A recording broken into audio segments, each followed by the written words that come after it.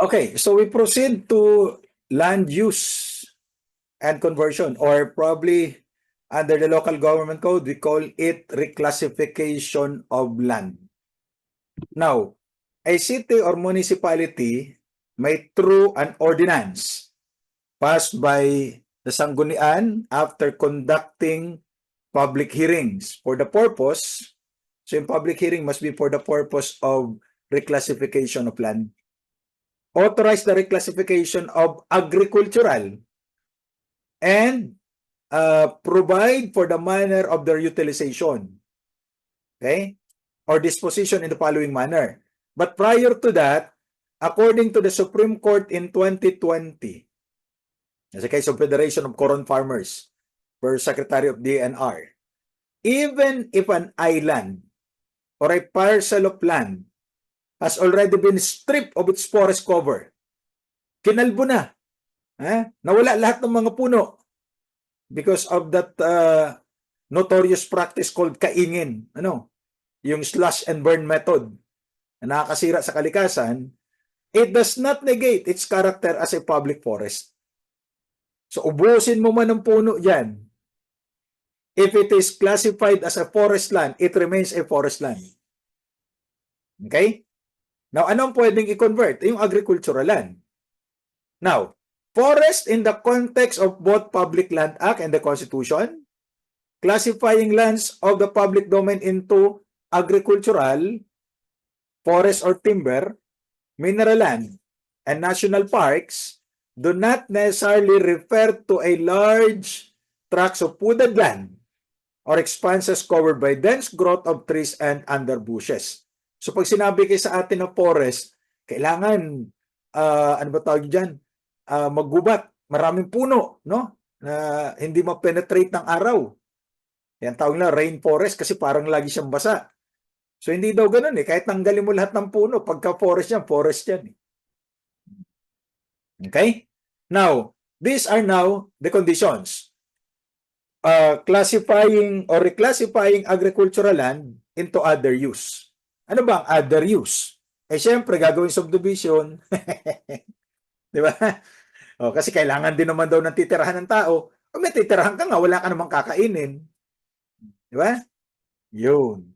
So, when the land ceases to be economically feasible and sound for agricultural purposes, as determined by the Department of Agriculture.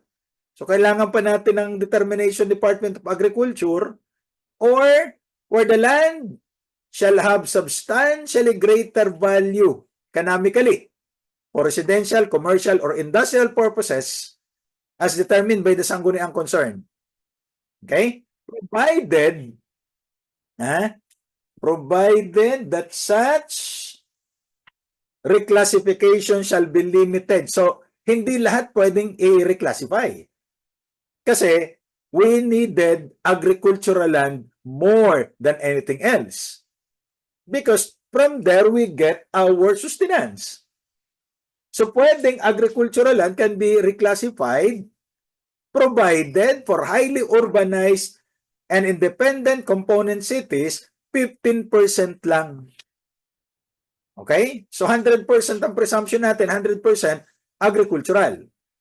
15% can be converted into residential or industrial or commercial. Now, for component cities and first to third class municipalities, 10% lang. How do we classify them? Merong classification ng gobyerno dyan based on the annual income of the municipality. Okay? So for component cities at saka yung first class, second class, third class municipalities, 10% lamang nung kanyang lupain ang pwedeng i-convert into commercial, residential, or industrial use. So 90% agricultural. Okay? Now, for those who are 4th, 5th, or 6th class municipality, only 5%. Hindi kaya lalo silang maghirap kasi 5% lang. Hindi, ang presumption kasi, you devote your land to agriculture. Diba? Kasi yun ang kailangan natin eh. Now, provided further that agricultural lands distributed to agrarian reform beneficiaries pursuant to Republic Act 6657, yung Comprehensive Agrarian Reform Law, shall not be affected by the reclassification. So itong mga grantee ng CARP, hindi pwedeng i-convert yung lupa nila into other use. Okay? Why? Kaya ka nga binigyan ng agricultural land para i-devote mo sa agriculture Di ba? Pagkatapos, hindi mo na pala i-devote sa agriculture. So, as of 2005, maaring mas mababa na yan, mas mataas na ngayon, yan yung classification ng mga municipalities according to average annual income. Okay? 50 million or more, first-class municipality yan, annual income. Now, may mga income ng municipality na below 10 million in 1 year, ay 6th-class municipality yan. Now, the President may, when public interest so requires, this is another exception, but there's recommendation from the NEDA, the National Economic Development Authority, authorize a city or municipality to reclassify lands in excess of the limit. So kung let's say pinapayagan ka lang 10%, you ask the President, diba, kailangan mo ng recommendation ng NEDA. Kasi baka mas economically viable na i-convert natin into golf course. Diyos ko naman. Diba? O kaya gawin mo siyang subdivision para may matirahan yung mga tao. Kasi hindi na kumikita yung agriculture. O baka lagyan mo ng mga pogo. Diba? Baka mangitlog. Masustansya daw yung itlog ng pogo. Yan. Okay. Now, the local government unit shall, in conformity with existing laws, continue to prepare the respective comprehensive land use plans enacted through zoning ordinances. Okay, so dapat meron silang mga zoning ordinances that the requirements for the food production, human settlements, industrial expansion shall be taken into consideration. Okay? Kaya, dapat bawat local government unit ay may zoning ordinance para hindi halo-halo. Di ba? Ang problema kasi natin, yung isa, forest land. Wala ng mga puno, nag-encroach yung mga tao. At marami na ang tumira. So wala nang choice ngayon yung municipality, kundi i-convert na siya sa residential. O kaya, ang problema, may residential area ka, meron kang agricultural area, sa kabila industrial. So halo-halo na. Kaya dapat, mahalaga, meron kang zoning ordinance. Ano ba ang zoning ordinance? It is an ordinance of a city or municipality that logically arranges, prescribes, defines, and apportions a given political subdivision to specific land use as present and future projection of needs. As a result, the zoning, the continued operation of the business of the oil companies in their present location will no longer be permitted. Kasi in Manila, this is the case of the oil depot in Manila, the city of Manila. Pandakan, according to the zoning ordinance, where this depot of the big oil companies, di ko nababagitin yung Petron, Shell at Caltex, nandun sa Pandakan, along Pasig River. Ba't nila kailangan ng river? Kasi pag transport ng kanilang mga malalaking tangke sa barge, malaki ang Pasig River Ngayon, dahil sa zoning ordinance na ito, residential yung area Pero sabi nila, nauna kami dito bago naging residential. Bago lang yung zoning ordinance nyo. Then there's another argument. It is very near the Malacanang Palace. So yung mga oil depot, napakalapit sa Malacanang. Assuming wag namang mangyari, may terrorist attack at pinunteriya yung mga oil depot, may conflagration dyan. Naku, baka damay ang Malacanang. Di ba? That's not good for our national security and for the security of the chief executive. Okay? So, the power to establish zones or industrial, commercial, and residential uses is derived from the police power itself. So, kaya legal yung ordinance na ito na tinatawag na zoning ordinance. Okay? Now, essentially, The oil companies are fighting for the right to property. Diba? Under the Constitution, you have different rights eh. Life, liberty, and property. The oil companies are fighting for the right to property. Kanila yan eh.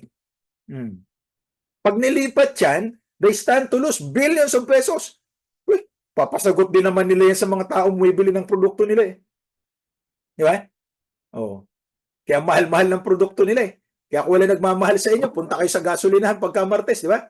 Sigurado may magmamahal dyan. Oh, di ko lang sure kung magugustuhan nyo pagmamahal. Kaya namimiss ko si Presidente Duterte. Kasi lahat ngayon nagmamahal eh. Eh nung panahon niya, may nagmumura kahit isa, di ba? Oh. Eh ngayon, nagmamahal. However, based on the hierarchy of rights, the right to life enjoys precedence over the right to property. Mas mahalaga yung karapatan sa buhay. The reason is obvious. You cannot replace life, but you can replace your property. Parang hindi mo pwedeng palitan yung nanay mo, pero yung jowa mo, pwede mong palitan yan anytime. Oh, wala ko sinabing masama. Diba? Okay? When the state or LGU's exercise of police power clashes with a few individuals' right to property, the former should prevail. Kasi in the hierarchy of rights, mas mababa ang right to property, di ba? Mas mataas yung right to life. Now, on the other hand, letter D, Section 20 of the Local Government Code, where approval by a national agency is required for the classification, the approval shall not be unreasonably withheld. Yan na nga, kailangan mo ng approval ng DENR. Di ba? Kaya sabi nila, forest area ito eh. O, i-reclassify natin as residential. Ay, di mag-apply ka. Now, failure to act on a proper and complete application for reclassification within 3 months from receipt ay considered approved yan. Kaya dapat yung mga government agencies na ito, you act within 3 months. Pwede ba talagang i-reclassify ito o hindi? Diba? At, syempre, hindi pa rin apektado yung mga lupain na napasama at i-distribute based on Republic Act 6657, the Comprehensive Agrarian Reform Law. And I think you know the case of Hacienda Luisita Incorporated versus Presidential Agrarian Reform Council. Sinasabi ng Korte Suprema that there is no legal substitute for land distribution. Under the Comprehensive Agrarian Reform Law, the agricultural land must be distributed to the landless tenant farmer beneficiaries. Hindi kayo po pwedeng gumawa ng korporasyon para yung mga shares of stocks ang ipamigay nyo and you do not distribute the land. It should be land distribution. That's the intent and the spirit of the law.